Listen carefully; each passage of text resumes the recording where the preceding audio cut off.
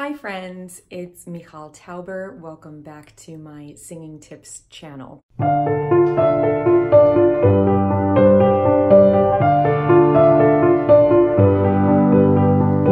Today I'm going to be doing a little analysis on how to play and sing Leela James's song, Falling for You. She is an American R&B and soul singer. And it's a great song that's very moving, very emotional, and also pretty easy to play. So it's great for beginning pianists. I'll be breaking down the piano part as well as the singing. You may notice behind me, I have this makeshift cave over here. That is my isolation booth for recording vocals that I built. And I also have some of my kids' artwork on the walls now. So I've got my little Mondrian replica made by my 7-year-old back there. So not exactly the neatest right now, but it's got a lot of life and fun, so I enjoy it. So the instrumentation on this song is very sparse, which I think really adds to the effectiveness of the song because her vocal is so naked and exposed. So it's really just her singing against a piano, and then halfway through the song, she has a background vocal come in and she does some call and responses with herself. She also has some snaps that come in towards the end on the 2 and the 4. And then she has a very subtle muted kick drum that comes in at the very, very end. And the format of the song is interesting in that there's a little instrumental introduction, which introduces the riff on the piano. And then there's a very short verse, which is shorter than you expect, that goes right into a short pre-chorus and then a one-line chorus. And then it goes right back to a second short verse, the same pre-chorus, another short chorus. Then it goes into a bridge, which is longer than any other section in the song. Then we have another short verse and then choruses out. So the whole song is 3.5 minutes long, which when I was growing up was like the bare minimum that you could have for a pop song. Now you have 30-second songs that are made for Instagram, but that's a whole other animal. So it's a very compact, powerful little song. The chords to the verse and the chorus are the same. The pre-chorus is slightly different and the bridge is slightly different, but it's the same chords kind of jumbled around. So the whole song itself only has a few chords, which makes it very, very easy to learn. And again, proves the point that you don't need to have these very complex chord progressions to make a great song. You can have something that's 1 or 2 chords and have it really carry the song if the top line is really well written and it's very well sung, which in this case it is. So the instrumental introduction and the verse both start on D flat major on an arpeggiated triad starting on the root note on D flat. And then she walks down the bass to a C, which makes it an F minor chord. And then she continues to walk down to the B flat, which makes it a B minor 7. So that's the whole pattern.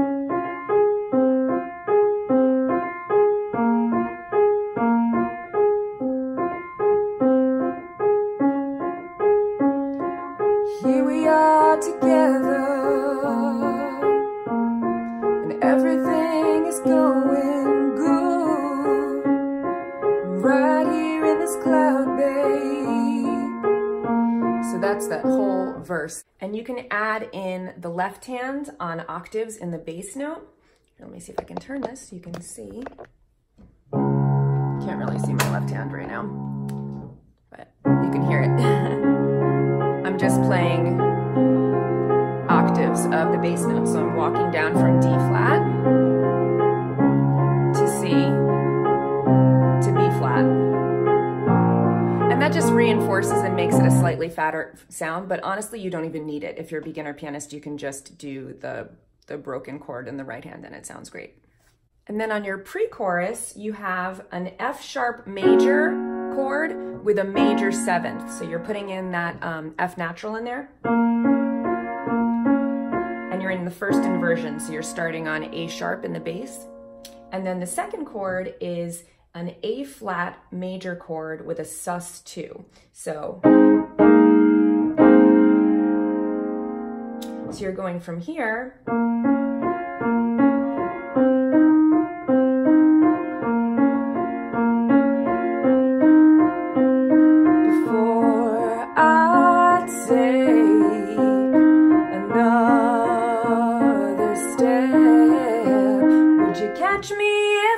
fall. And then the chorus is exactly the same as the verse. You, 'cause I'm falling, falling. And then that goes right back into the verse. So this is where the second verse starts. So it loops because the chords are the same in the chorus and the verse. So it makes it very convenient to slip right back into that second verse very quickly. So I'll play you that chorus right into the second verse. So you get, 'cause I'm falling, I'm falling, I'm falling. And then right into the second verse. I'm so used to standing. I'm so used to being on my own. So you can see how it flows very, very smoothly. Then we come to our bridge, and we're actually using the same chords that we've used previously in the song. So we're starting on B flat minor. Will you promise to be there? Going down to A flat major, and then continuing on down to F sharp major. Stay by my side. And then here we have a nice little rhythmic element where we're going from F sharp major to A flat major twice. Always. And then that happens 3 times in a row in the bridge. And then you end on the F sharp. And then we have a nice little F sharp major with a major 7th in the bass that gives it that kind of jazzy flavor at the end of the bridge. And then it goes back into a third verse and then a pre-chorus and then choruses out. So that's the entire song. As you can see, we have 1, 2, 3, 4, 5 chords in the entire song. So it's really very, very simple. Again, you can add in the bass in the left hand in octaves just to give it a little bit more gravitas, make it sound a little bit fuller, but I don't really think that it necessarily even needs it. So a very, very beginner pianist can play and sing this song. So now that we've learned to play the piano accompaniment, let's examine her vocal technique, because her singing performance is really what makes this song interesting, more so than those couple of chords on the piano. So here we have that piano intro. Very classy black and white video. Here we are together, and everything between us is good. So you can hear that when she starts singing, there's a little bit of breathiness, but it is a pretty connected tone, and it's a very well supported tone by her breath support. So it doesn't sound like it's being pinched or compressed in any way. It's here we are together, and everything between us is good. So it's almost like she's breathing into it, and it's very, very relaxed the way that she's singing. I'm riding this cloud, baby, ready to fly, but before I take another step. And you can actually hear her breathing, and so you can tell that she's very close mic'd and she's not pushing. She's getting a lot of volume from being so close mic'd. And when she gets into that pre-chorus, she's really luxuriating in the space between the phrases. So she's saying, before I take. So each word has its own distinct space, and she's breathing between it. She's not rushing anything. She's acting like she has all the time in the world. And that gives it this really, really velvety, rich experience as we're listening to it. Would you catch me if I fall for you? 'Cause I'm falling. So when she sings the beginning of that chorus, would you catch me if I fall for you? She's giving a really nice connected tone, and there's a little bit of rasp on that tone. You're hearing some grit in her voice. It's not this perfectly manicured pop auto-tuned kind of sound. You're really hearing the soul in her voice.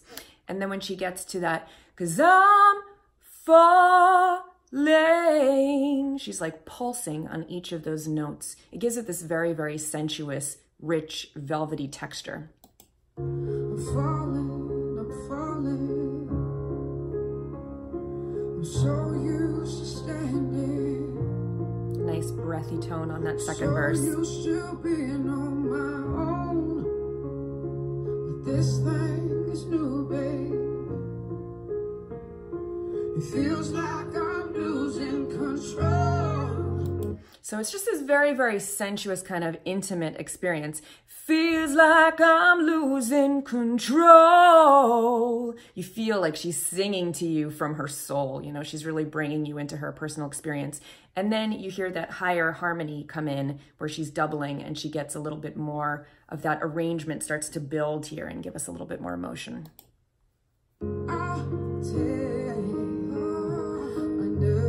She has those nice response back harmonies. So before I take, oh. If you catch me when I fall for you. And then on that, would you catch me if I fall for you? She has a lower harmony matching that. 'Cause I'm falling. But still really exposed, and it gives this really intimate experience. You promised to be. Here she adds the snaps. Stay by my side always. Whenever I need. Now we have more background vocals that are swelling and filling up. Ooh, that give it more of like an almost gospel-y feel there. And we're getting more motion, right? We have those snaps and the piano. If I give you my all, don't let me fall. Would you do that for me? So now suddenly it's become this choir where we have multiple layers of voices, but this is really the first time that we're getting more than just that single vocal and piano. So it's really starting to build and swell emotionally here. Hold me, will you love? And then everything drops out. We get that really, really nice jazzy chord, and her voice gets very, very breathy on that. Will you love?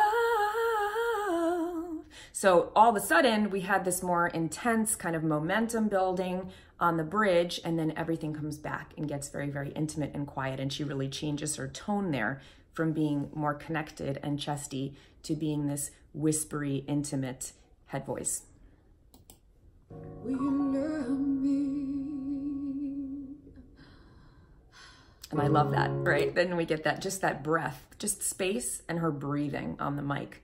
That's so intimate. You know, normally when we go back in, the recording engineer will take out every little mouth noise and every spot where you're hearing the person breathing or rustling with their clothes or whatever. But here we're getting this on purpose, this intimate look at her breathing and collecting herself and being emotional. And that's just a beautiful touch and a way to get people emotionally connected in that moment. And there's nothing else there, right? All the piano and everything else has dropped out. My heart is ready. Very breathy on this voice, on this verse. And to be loved. And I choose you, babe. And I choose you, babe. And she gets that little rasp on the high notes. So I will take this one last step. So catch me, I'm falling for you. So catch me, I'm falling for you. She gets that rasp on that high note. And she uses distortion on that. So even though it's a very, very high note, she's doing vocal fry into that note, so she doesn't have to like blast it. And it gives it this very emotional effect. And when you're using a rasp like that, there's two ways to do it. There's the healthy way, which is using like a vocal fry, that wah, right? And then there's the unhealthy way, which is trying to force it and push and use more volume and intensity and kind of create overdrive, right? It's kind of like when you're playing electric guitar. If you use overdrive, you're just maxing everything out so that the volume is clipping and that's creating distortion. If you're using like a fuzz pedal or a distortion box, you're actually changing the quality of the tone and you're adding harmonics, and that's what's creating that rasp. And so it's similar to when you're using your voice, you don't want to be using overdrive. You don't want to be scraping through your throat and pushing more with volume and air to create that, because that's going to blow your voice out, and it's a very unhealthy way of creating rasp. Whereas when you're going into it by relaxing and using that vocal fry, you can create distortion in a healthy way. So that's what she's doing.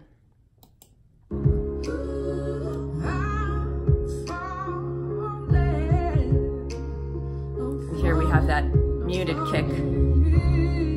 That's the first percussion that we've had up until this point, other than the snaps.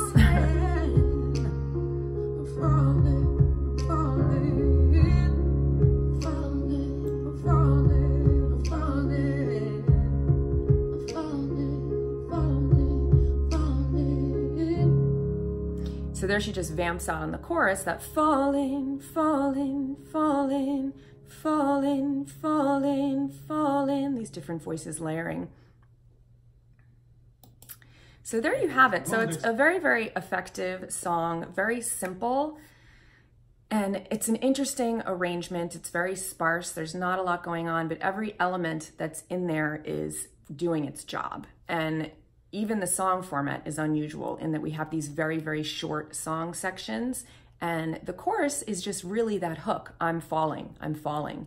And then at the end, when she has that chorus out, she really drives that hook home by just repeating falling, falling, falling. So I think it's a beautiful song. In order to have a great song, you don't need to have something that's really complicated and complex, right? This isn't like prog rock or something where we're trying to create the most complicated chord sequence and virtuosic playing. You don't need that if you have a really, really good song. A song is most effective, in my opinion, when it delivers the emotional content effectively. And the technical stuff is great and you need to sound good, but you don't need to be a perfect AI robot. I'd rather have the emotional content than the vocal acrobatics. So there you have it. I hope you enjoyed my analysis.